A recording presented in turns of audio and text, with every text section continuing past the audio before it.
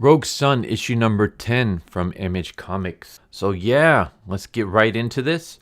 So we start off the issue with a flashback 700 years ago where we see a poor maiden tied to a tree about to get eaten by this demon when all of a sudden this gallant knight shows up and saves the day.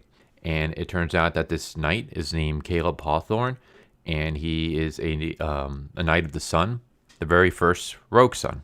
And he talks about like how he was born in 1365 and yada yada yada. He basically kind of gives a really quick backstory of himself, how he always wanted to be a knight, but he didn't grow up in a influential family, so he couldn't be a knight. But once he got these Rogue Sun powers, he was able to become like an unofficial knight, the Knight of the Sun.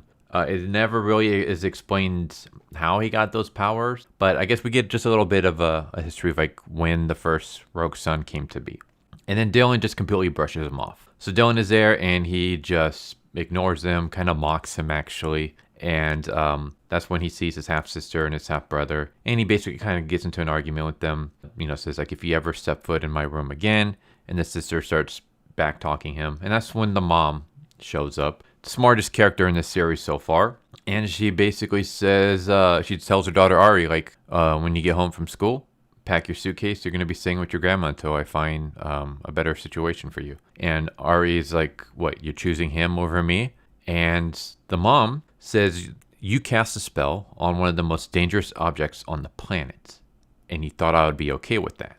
Like, we're lucky that Caleb is the only thing that is the only side effect from the spell, like him showing up. You could have destroyed the world. There's so many like possible outcomes that you could have caused because of your stupidness. I don't want you anywhere near this stone anymore. So I was like, all right, this mom has brains. Like, she's not one of those where a character does something stupid and then they're easily forgiven. Like, I always hated that so much. This character, like, she gets reprimanded. Like, yeah, you did something absolutely dumb. You took a really dangerous item, the Sunstone, and you cast a spell on it.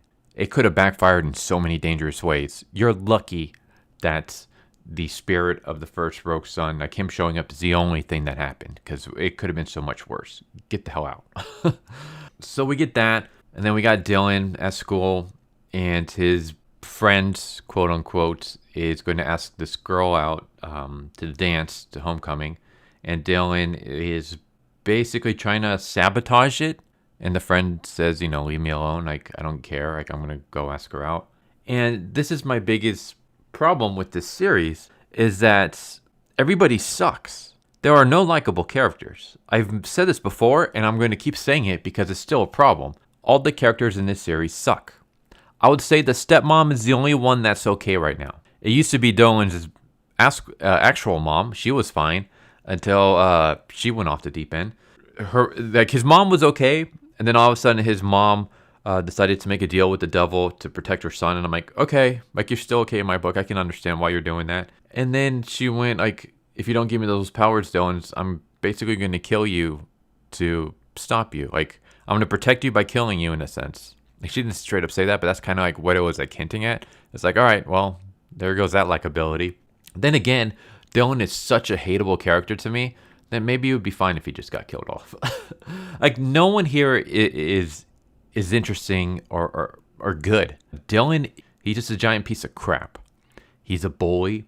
He's an a-hole to everybody. He doesn't take anything seriously. The fact that the original Rogue Sun, the very first one, shows up and is trying to help him out, and Dylan just easily brushes him aside and mocks him. All right. And it's like, oh, character growth. He's going to change. We're 10 issues in. And there's no signs of this character growing in any positive way. At this point, there's nothing. The only reason I'm still reading this series is just because it's part of the Massiverse, and I'm hoping it gets better. Because like I've said it so many times, I love tokusatsu. I love series where it's like the main character fighting demons and stuff like that. Like, so you throw those two together, and I'm all aboard. There's a really good premise here. The execution is just absolutely terrible because everybody sucks. The half-brother sucks and is annoying. The half-sister is an absolute just brat who has backstabbed our main character multiple times. Stepmom is okay. She's the only one that's fine so far, but I have a feeling that's probably going to change at some point. Caleb, who just got introduced in this issue, he's okay. He's not likable. He's not hateable. He's fine, which puts him already at the top. Like him and the stepmom already at the top just because they're okay. like that's how bad everybody is. Dylan's friend is just an annoying little nerd.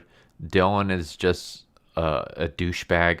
The new villain Hellbent could have been cool. Like here's a guy who is going to school trying to get the PhD to become a doctor and save people. His dad's a criminal, and his dad's like doing criminal stuff to try to make enough money to put his son on a good path so his son doesn't follow in his footsteps. And I was like, okay, yeah, he's a villain, but he's a sympathetic villain. I can get behind this. And then in this issue, it turns out that no, he ended up quitting his school months ago before his dad had his accident and he got his powers. And he's been a drug dealer. He's been stealing medication and selling it on the streets. And now that he has these powers, he's not only going to use them to help his dad, but he's also going to try to take over the city. So it's like, oh, okay. So he's a cliche now. He's a cliche villain who wants to take over the city. Great. Whatever like nuance you had to this character, it's gone now. So we also have the warden. She's annoying.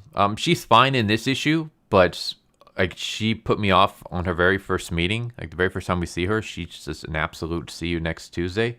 So yeah, the fact that she's just more mellow now, I guess is a step in the right direction, but still she's not very likable. And yeah, we get more with Caleb and talking with Dylan. Caleb even says that he's been around. He's arrived in his spirit form to help all the other previous Rogue Sun superheroes, including his dad, Marcus. He even agrees with Dylan that, yeah, your dad was an a-hole. Like, if I was in your shoes, I would totally have gotten rid of him. Like, yeah, I totally understand. But he's going to take Dylan to see the Raven Queen. Basically, Hellbent beat the crap out of Dylan.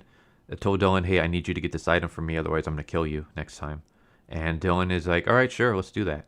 This item is super dangerous. It has the power to open up like different dimensions and stuff like that. It can destroy the world.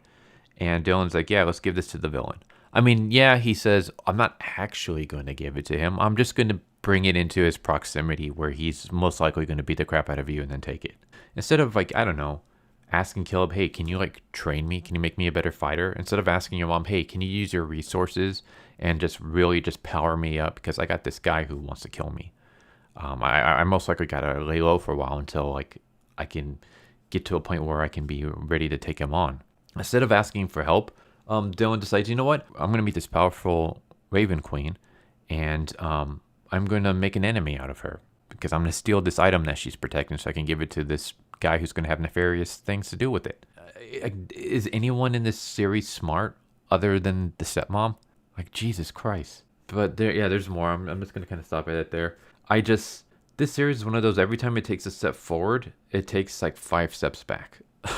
Like anytime something cool gets introduced, it either easily gets destroyed by the next issue or there's just more things dragging it down. Like you could have had a cool villain, but now he's just cliche.